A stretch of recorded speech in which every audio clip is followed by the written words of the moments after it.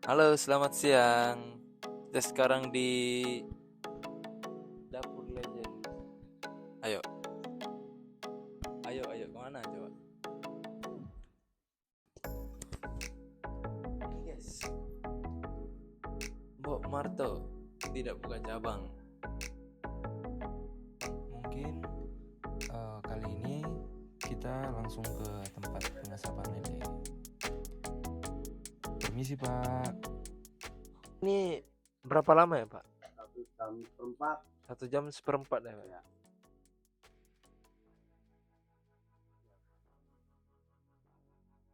Nggak pakai arang, Pak?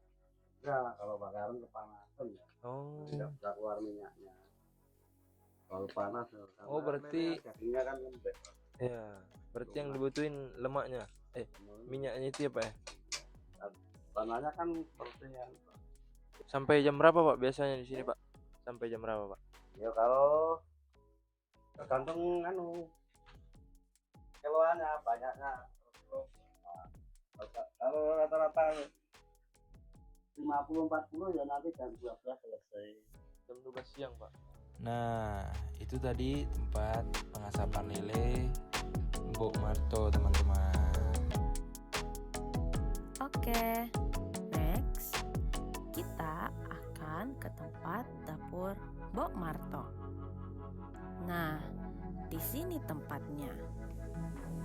Jadi, kita langsung tanya-tanya ke menantunya Mbok Marto. Bu, saya tanya-tanya, Bu ya. Ya, monggo. Kan saya Andi Syahid, Bu, namanya, Bu. Oh iya, dari Mas Said, Sulawesi. Sulawesi. Saya perkenalkan dulu ya, nama saya Anasri Handayani, anak menantu nomor 5 dari Mbok Marto. Ya. Tadi mangut lele, Bu, artinya itu apa? Mangut lele. Oh, mangut lele. Iya. Itu kan mangut lele itu kan suka matil itu loh Mas. Lele itu kan kalau ono pepatah orang Jawa mengatakan lele marani sunduk. Itu kan suka mater-mater itu, kalau sudah disunduk kan dia akan ini kan. Nah makanya terus kita buat namanya mangut lele itu ya karena lele itu suka mati, terus disunduk kan terus mati. Setelah terus mati, terus kita kan diasap, yang membuat kita lain dari mangut-mangut yang lain itu kan karena kita diasap. Setelah diasap itu kita dimasak pedas, dan pedasnya itu kalau levelnya orang Jogja itu amat pedas, tapi bagi orang luar ya ya cukupan lah gitu. Makanya dimasak pedas sekali. Terus kalau orang makan itu kan sukanya uhah-uhah. Kalian kepedesan toh Mas? Wis kepedesan kan biasanya lemaem kan enak, terus wis warek kan njur ngantuk gitu loh Mas. Itu kan mangut lele itu ya intinya pokoknya mangut lele itu dimasak, diasap, dimasak pedas gitu. Dan karena kita orang Jogja yang biasanya masakan manis, tapi kan kita masakannya pedas. Itu yang membuat beda dari mana? Dari yang lain, dari ciri khas Jogja.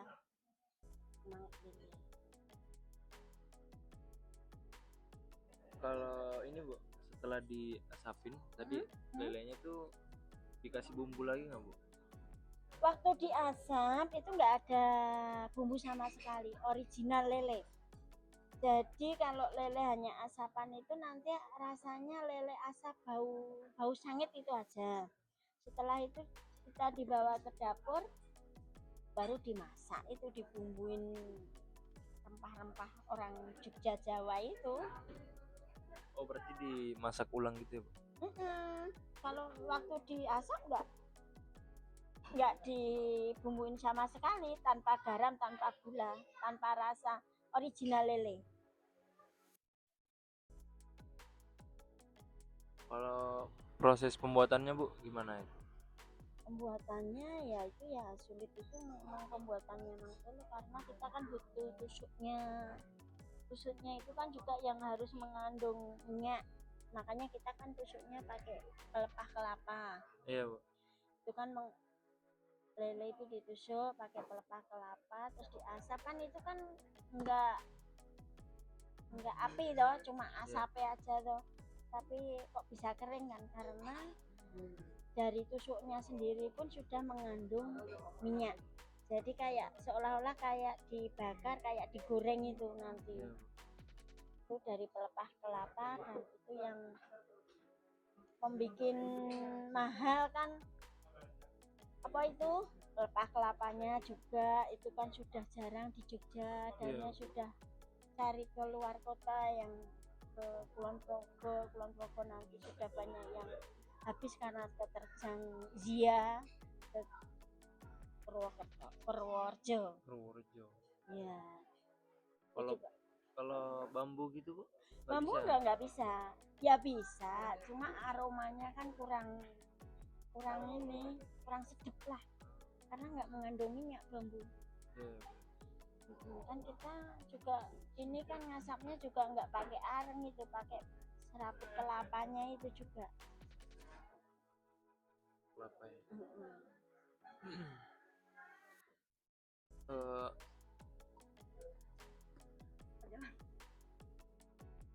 Berarti cita rasanya ini asin apa pedas manis gitu? Terutama pedas, dan karena kita tidak menghilangkan orang Jogjanya ya, Iya. ada manisnya. Ada Bagi manisnya. orang luar tetap pasti masih ada manisnya, tapi manisnya itu sudah tidak kelihatan sekali gitu loh.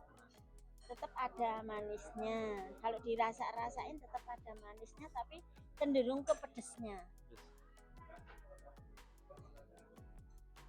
Jadi cocok untuk orang Sulawesi sini Bu. Orang Sulawesi biasanya suka yang pedas-pedas soalnya. Iya, alhamdulillah, makanya sini ya kita memang di sini kami mempertahankan kepedesannya. Ada yang suka pedas kan, tidak hanya orang Jawa ya, tidak hanya orang Jogja lah yang makan sini, kebanyakan Nusantara, seluruh Indonesia, bahkan sampai ke luar negeri pun banyak yang kesini. Makanya kita juga menyediakan berbagai macam lauk, sayuran, itu ada yang pedas, ada yang asin, ada yang gurih, ada yang manis juga. Gitu. Jadi selera mau pilih yang mana itu sudah ada seleranya masing-masing. Tapi saya lihat ini ya Bu ya, rame artis-artis yang datang Bu ya. Alhamdulillah, berkat masnya semuanya. Karena ini kan masnya suka ngaput-ngaput kayak ini juga gitu kan. Alhamdulillah nanti temennya masnya juga datang ke sini, jadi dari mulut ke mulut ini Mas, alhamdulillah berkat teman-teman semuanya. Iya. Anak-anak muda. Anak-anak muda.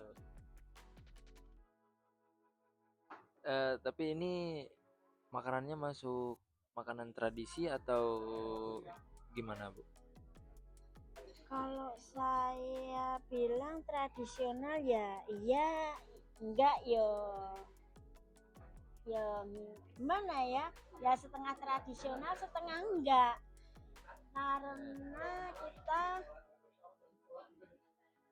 kesini itu saya selalu bilang kalau ke Jogja mampirlah ke rumah nenek ya, di sini Mbok Marto, karena kita suasananya suasana pedesaan, dan dibilang pedesaan menunya kan udah macem-macem, sudah enggak menu pedesaan lagi, jadi udah ke apa ya Mas ya semi kota semi desa, tapi alhamdulillah tetap kami mempertahankan suasana pedesaannya.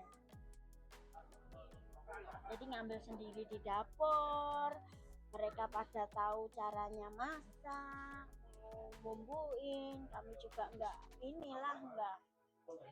rahasia-rahasianan. Iya. Kalau sejarahnya tuh Bu gimana? Sejarah warung.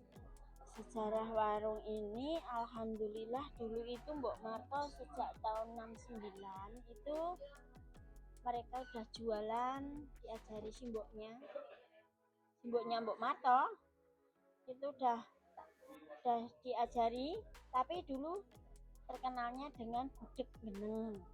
Oh, gudeg dulu ya, Bu. Dulu terkenalnya dengan gudeg beneng karena gudegnya itu beda dengan gudeg yang ada di Jogja. Kalau Jogja kan terkenalnya dari dulu kan gudeg Jogja, terkenalnya manis.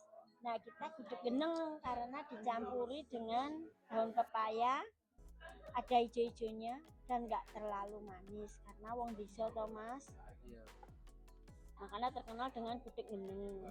Tapi lama kelamaan si Mbak Marto ini mencetuskan mangut lele. Yang pertama kali pencetus mangut lele adalah si Mbak Kakung sama Mbak Putri ini, Mbok. Si Mbok sama bapak itu. Dulu kan suka nyari ikan, terus dapat ikan banyak. Ini diapain ini? Nggo ngopo iki wae iki? Kalau mau digoreng kan harus beli minyak. Yang namanya orang desa kan enggak ini toh Mas, minyak kan mahal toh. Ya wis terus diasap itu, terus akhirnya dimasak pedes. Lama kelamaan kok malah banyak yang suka lelenya. Itu terus tahun 90-an kayaknya itu. Mulai terkenalnya tahun 2000. Ya hampir 90, hampir 2000-an itu terkenal dengan lelenya. Itu baru lahir kita ya. Tahun 2000, Itu Bu. digendong loh Mas, Mbok dulu.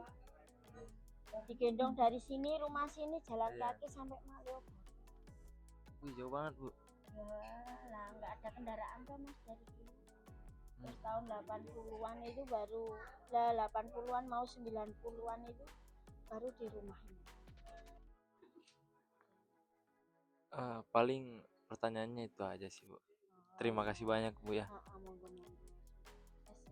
Amin. Mohon maaf, Bu ya, saya ganggu potong bawang. Enggak apa-apa. Sudah terbiasa kami. Oh, kupas ya, kupas namanya. Sudah Salah berarti. Oh, kupas bawang. Ya. Terima kasih banyak, Bu. Monggo Mas, teman-temannya Masnya kalau atau saudara-saudara Masnya nanti kalau ke Jogja, kula aturi pinarak lenggah wonten mangut lele dapur asli Mbok Marto Ijaya, Jalan Sewon Indah. Monggo pinarak mas-masnya, jangan lupa ya. Pokoknya kalau ke Jogja wajib mampir ke sini ke tempat Mbok Marto Ijaya, Jalan Sewon Indah. Terima kasih. Terima kasih, Bu.